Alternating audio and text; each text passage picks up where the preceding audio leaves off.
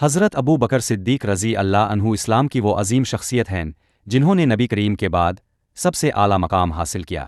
اب کا اصل نام عبد اللہ بن ابو قحافہ تھا، جبکہ ابو بکر اب کی کنیت تھی، اور صدیق کا لقب نبی اکرم نے اب کو سچائی میں سب سے آگے ہونے کی بنیاد پر دیا۔ اب قریش کے قبیلہ تیم سے تعلق رکھتے تھے۔ اب کی ولادت مکہ مکرمہ میں ہوئی، جو کہ نبی اکرم سے 2 سال چھوٹے تھے۔ حضرت ابو بکر بچپن سے ہی نیک طبیعت، خوش اخلاق اور سچائی کے پیکر تھے۔ مکہ کے لوگ اب کو امانت دار، راست گو اور بااخلاق شخص سمجھتے تھے۔ اب کا پیشہ تجارت تھا، اور اب اپنی ایمانداری، معاملات کی صفائی اور نرمی کے سبب مکہ کے بڑے تاجروں میں شمار ہوتے تھے۔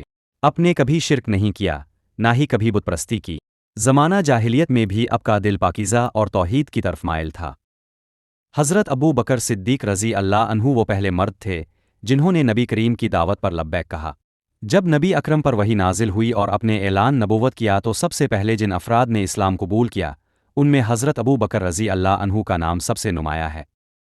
اسلام قبول کرتے ہی حضرت ابو بکر رضی اللہ عنہ نے دعوت دین میں بھرپور حصہ لیا۔ اپنے سب سے پہلے اپنے قریبی دوستوں اور ساتھیوں کو دین اسلام کی دعوت دی۔ ان کی کوششوں سے حضرت عثمان بن عفان، حضرت زبیر بن عوام، حضرت عبد الرحمن بن عوف، حضرت سعد بن ابی وقاص، حضرت طلحہ بن عبید اللہ جیسے عظیم صحابہ نے اسلام قبول کیا۔ اب نبی کریم کے نہ صرف قریبی ساتھی بن گئے بلکہ ہر وقت اب کے ساتھ دین کی خدمت میں مصروف رہتے۔ نبی نے فرمایا، میں نے جب بھی کسی کو اسلام کی دعوت دی تو اس نے کچھ نہ کچھ تردد کیا، لیکن ابو بکر وہ ہیں جنہوں نے بغیر کسی جھجک کے فوراً قبول کیا۔ حضرت ابو بکر رضی اللہ عنہ نے اسلام کی خاطر بے شمار قربانیاں دیں۔ آپ نے کئی غلاموں کو، جنہیں کفار نے اسلام لانے پر اذیت دی، اپنی جیب سے خرید کر آزاد کیا۔ ان میں سب سے نمایاں نام حضرت بلال حبشی رضی اللہ عنہ کا ہے۔ جب مکہ کے کفار نے مسلمانوں پر ظلم و ستم شروع کیے تو حضرت ابو بکر رضی اللہ عنہ نبی اکرم کے ساتھ ہر آزمائش میں کھڑے رہے۔ اپنے شبن ابی طالب کے سخت ترین دن نبی اکرم کے ساتھ گزارے۔ فاقے، تنگی، سماجی بائیکاٹ، ہر تکلیف میں صبر و وفا کے پیکر بن کر سامنے آئے۔ ایک بار مشرکین نے نبی اکرم پر حملہ کیا، حضرت ابو بکر رضی اللہ عنہ نے جان پر کھیل کر حضور کو بچایا۔ اس وقت ان کا چہرہ، آنکھ اور پورا جسم زخمی ہو گیا تھا۔ ہوش آیا تو پہلا سوال یہی تھا، کیا میرے آقا محمد خیریت سے ہیں؟ جب نبی کریم نے مدینہ کی طرف ہجرت کا فیصلہ کیا تو حضرت ابو بکر رضی اللہ عنہ کو ہی اپنا ہم سفر چنا۔ یہ ان کے مقام و مرتبے کی بہت بڑی دلیل ہے۔ آپ نے فرمایا، اے ابو بکر، اللہ نے مجھے ہجرت کا حکم دیا ہے۔ حضرت ابو بکر رضی اللہ عنہ نے کہا، رسول اللہ، کیا میں آپ کے ساتھ ہوں گا؟ نبی نے فرمایا، ہاں۔ خوشی سے حضرت ابو بکر کی آنکھوں سے آنسو جاری ہو گئے۔ ہجرت کے دوران غار ثور کا واقعہ مشہور ہے، جب کفار نبی کریم کی تلاش میں غار کے دہانے تک آ گئے۔ حضرت ابو بکر رضی اللہ عنہ کو نبی کی جان کی فکر تھی۔ وہ بار بار کہتے، رسول اللہ، اگر ان میں سے کسی نے نیچے دیکھ لیا تو ہمیں دیکھ لے گا۔ نبی نے فرمایا، اے ابو بکر، ان دو کے بارے میں تمہارا کیا گمان ہے جن کا تیسرا اللہ ہو؟ مدینہ منورہ میں حضرت ابو بکر صدیق رضی اللہ عنہ نبی کریم کے دائیں ہاتھ کی طرح ساتھ رہے۔ مسجد نبوی کی تعمیر، مہاجرین و انصار میں بھائی چارہ قائم کرنا، ریاست مدینہ کی بنیاد رکھنا، ہر کام میں حضرت ابو بکر رضی اللہ عنہ پیش تھے۔ اب غزوات میں بھی شریک ہوتے۔ غزو بدر، احد، خندق، تبوک، ہر میدان میں اب نبی کریم کے ساتھ کھڑے تھے۔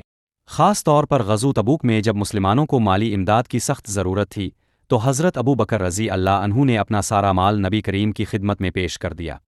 جب نبی اکرم نے پوچھا، ابو بکر، تم نے اپنے گھر والوں کے لیے کیا چھوڑا؟ فرمایا، رسول اللہ، میں نے ان کے لیے اللہ اور اس کے رسول کو چھوڑا ہے۔ یہ جواب آج تک ایثار، ایمان اور وفاداری کی سب سے بڑی مثال ہے۔ جب نبی کریم مرض الوفات میں مبتلا ہوئے تو اپنی جگہ حضرت ابو بکر رضی اللہ عنہ کو نماز کی امامت کا حکم دیا۔ یہ بات بہت اہم ہے کیونکہ نبی نے اپنی ہاتھ مبارکہ میں حضرت ابو بکر کو مسلمانوں کا امام مقرر کیا، جو خلافت کے لیے ایک واضح اشارہ تھا۔ نبی کریم نے فرمایا، کسی قوم کا امیر ان کا امام ہوتا ہے اور میں چاہتا ہوں کہ ابو بکر ہی میری جگہ نماز پڑھائیں۔ یہ وہ وقت تھا جب نبی کریم کے دربار میں بڑے بڑے صحابہ موجود تھے، لیکن اپنے حضرت ابو بکر رضی اللہ عنہ کو منتخب فرمایا۔ 12 ربیع الاول 11 ہجری کو نبی کریم کا وصال ہوا۔ یہ تاریخ اسلام کی سب سے افسوسناک اور صدمہ انگیز گھڑی تھی۔ تمام صحابہ ستار و کچھ صحابہ نے غم کی شدت میں نبی کے انتقال کو ماننے سے انکار کر دیا۔ اسی وقت حضرت ابو بکر رضی اللہ عنہ اپنے گھر سے آئے، नबी करीम को देखा, पेशानी को चूम कर फरमाया, ए अल्लाह के रसूल, अपने वो मौत चखी जो हर नफस को आनी है। फिर मस्जिद में आकर खुतबा दिया और वो मशहूर अल्फाज कहे, जो मोहम्मद की इबादत करता था वो जान ले कि मोहम्मद वफ़ात पा चुके हैं, और जो अल्लाह की इबादत करता है वो जान ले कि अल्लाह जिंदा है, कभी नहीं मरेगा। ये अल्फाज सुनकर सहाबा को सुकून नसीब हुआ और उम्मत को हिदायत की राह दिखाई दी। नबी करीम के विसाल के फ़ौरन बाद मुसलमानों को एक क़ियादत की ज़रूरत थी ताकि उम्मत में इंतशार ना हो। अंसार सक़ीफ़ा बनी साइदा में जमा हुए और अपनी तरफ से हज़रत साद बिन अबादे को खलीफा बनाने का इरादा ज़ाहिर किया। जब ये बात हज़रत उमर रज़ी अल्लाह अन्हु और हज़रत अबू बकर रज़ी अल्लाह अन्हु को मालूम हुई तो वो फ़ौरन सक़ीफ़ा पहुँचे। वहाँ हज़रत अबू बकर रज़ी अल्लाह अन्हु ने एक ज़बरदस्त और हकीमाना खुतबा दिया। अपने फरमाया कि रसूल अल्लाह कुरैश में से थे, इसलिए खलीफा भी कुरैश में से होना चाहिए। हज़रत उमर रज़ी अल्लाह अन्हु ने फ़ौरन हज़रत अबू बकर रज़ी अल्लाह अन्हु का हाथ पकड़ा और कहा, हम अबू बकर के हाथ पर बैत करते हैं क्योंकि रसूल अल्लाह ने हमें उन्हीं की इमामत करवाई थी। फिर सब मुहाजिरीन व अंसार ने बैत की और हज़रत अबू बकर रज़ी अल्लाह अन्हु खलीफा बने। ये इस्लामी खिलाफत का बाकायदा आगाज़ था। हज़रत अबू बकर सिद्दीक़ रज़ी अल्लाह अन्हु के खलीफा बनते ही फितनों का तूफ़ान बरपा हो गया। कई कबाइल मुर्तद हो गए, ज़िकू देने से इनकार कर दिया और कुछ ने खुद को नबी कहना शुरू कर दिया, जैसे मिसलमा कज़्ज़ाब, सजा, तलीहा बन खुयल्द वगैरह। उन नाजुक हालात में हज़रत अबू बकर रज़ी अल्लाह अन्हु ने ज़बरदस्त जुरत और तदब्बुर का मुज़ाहरा किया। उन्होंने फरमाया, अगर ये लोग एक ऊँट की रस्सी भी ज़िकू की हैसियत से दिया करते थे और अब इनकार करते हैं तो मैं उनसे ज़रूर लड़ूंगा। अपने उन कबाइल के खिलाफ लश्कर भेजे और उन सब को शिकस्त दी। मिसलमा कज़्ज़ाब के खिलाफ यमामा की जंग हुई, जिसमें हज़रत खालिद बिन वलीद रज़ी अल्लाह अन्हु ने इस फितने का खात्मा किया। ये जंग बहुत सख्त थी और कई हुफ़्फ़ाज़ शहीद हुए, जिनमें हज़रत सालम, ज़ैद बन ख़िताब और दूसरे अजीम सहाबा शामिल थे। यमामा की जंग के दौरान जब हुफ़्फ़ाज़ की बड़ी तादाद शहीद हुई तो हज़रत उमर रज़ी अल्लाह अन्हु ने हज़रत अबू बकर रज़ी अल्लाह अन्हु से कहा, अगर इसी तरह हुफ़्फ़ाज़ शहीद होते रहे तो हमें कुरान जमा करने में दुश्वारी हो सकती है। हमें कुरान को तहरीरी शक्ल में महफूज कर लेना चाहिए। हज़रत अबू बकर रज़ी अल्लाह अन्हु ने इब्तिदा में तरद्दुद किया, लेकिन बाद में इस राय को कबूल किया और हज़रत ज़ैद बिन साबित रज़ी अल्लाह अन्हु को इस काम पर मामूर किया। यूं पहली बार कुरान मजीद एक जिल्द की सूरत में जमा किया गया, जो बाद में हज़रत हिफ्सा बिन्त उमर रज़ी अल्लाह अन्हा के पास रखा गया। हज़रत अबू बकर सिद्दीक़ रज़ी अल्लाह अन्हु की खिलाफत सिर्फ 2 साल, 3 माह और 10 दिन पर मुश्तमिल थी, लेकिन इस मुख्तसर मुद्दत में उन्होंने जो खिदमात अंजाम दे वो तारीख़ इस्लाम में सुनहरी हरूफ से लिखी गई हैं। अपने ना सिर्फ अंदरूनी फितनों को कुचला बल्कि खारजी दुश्मनों के खिलाफ भी ज़बरदस्त हिकमत अमली अपनाई। रूमी और फ़ारसी सल्तनतें इस वक्त की सुपर पावर्स थीं, लेकिन हज़रत अबू बकर रज़ी अल्लाह अन्हु ने उनके खिलाफ भी लश्कर रवाना किए। फुतूहात। 1 इराक़ पर हमले। हज़रत खालिद बिन वलीद रज़ी अल्लाह अन्हु की क़ियादत में इस्लामी लश्कर को इराक़ की तरफ रवाना किया गया। उन्होंने हरा, अंबार, एन अल्तमर और दूसरे इलाकों को फ़तह किया। 2 रोम की तरफ फुतूहात। शाम की जानिब यजीद बिन अबू सुफ़ियान, उमरो बिन अलास, शरहबील बिन हसना और अबू उबैदा बिन अलजर्रा रज़ी अल्लाह अन्हुम की क़ियादत में फ़ौजें रवाना की गईं। ये लश्कर यरमूक की तरफ बढ़ने लगे, जहाँ बाद में फ़ैसलाकुन जंग हुई।